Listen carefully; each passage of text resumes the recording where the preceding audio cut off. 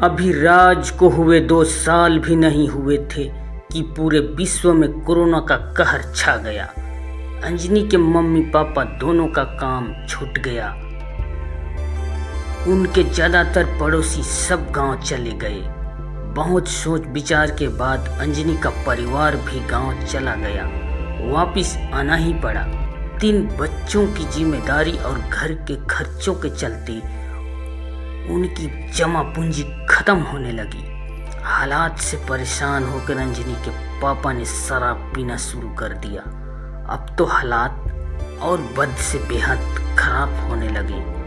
Corona से थोड़ी राहत मिली तो सब पुनः काम की तलाश में शहर वापस आने लगे।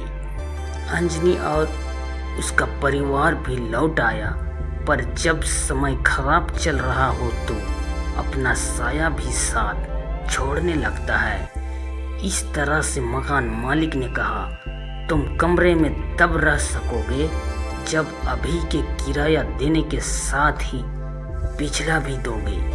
अंजनी के पापा बोले कि पिछले 1 साल से तो हम गांव में रह रहे थे, फिर किराया किस बात का दें? मकान मालिक गुस्से से चिल्लाया, हमें ज़्यादा कानून न बताओ।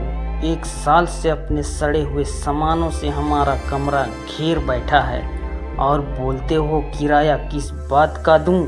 अगर नहीं दोगे तो तुम्हारा सारा सामान बेचकर पैसा वसूल लूँगा।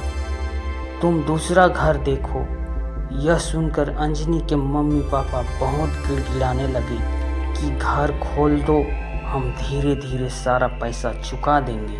मकान मालिक ने कहा, ज़्यादा किराया पहले महीने से ही देना होगा।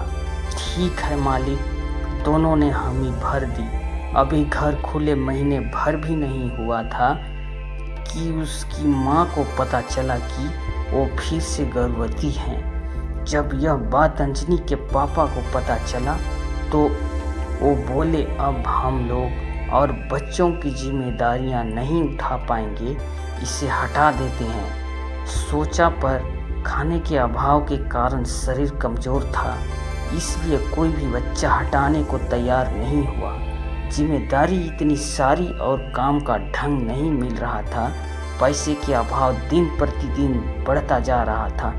इसलिए तंग आकर एक दिन अंजनी के पापा घर छोड़कर चले गए। अंजनी और उसकी माँ ने सब जगह उसकी बहुत खोज कराई, पर वो नहीं मिले।